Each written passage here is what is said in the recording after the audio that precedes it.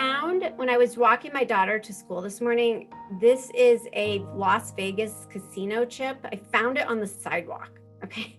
It was so random. It says Lucky Chip Las Vegas. Now, let me tell you something. Spirits send me objects, usually a day or so leading up to when I work with people, and it almost always turns out to be significant to the person I'm about to work with the next hour, the next day. So I was in Aspen 2 weekends ago. I was invited to be a keynote speaker, one of a few, at this investors conference. And it was the first in-person thing I'd done. And in this group, I believe it or not, I had a bunch of clients that I was surprised to see were there, but this was an investment group. This was not like people who are into like psychics, okay? So I kind of expected the audience to not kind of get what I was doing. But I kept finding guitar picks. I found 3 leading up to that.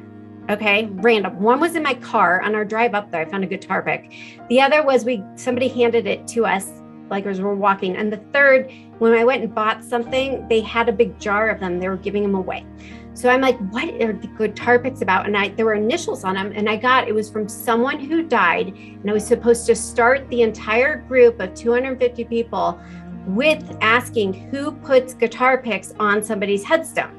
So I get up there and I do this, and it was like silent, nothing, crickets, okay?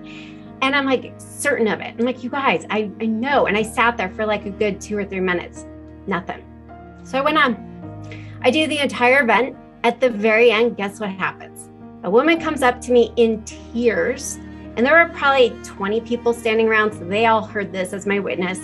She's like, Rebecca, my brother Tom died 3 months ago, and we all put guitar picks on his headstone and with his initials on it.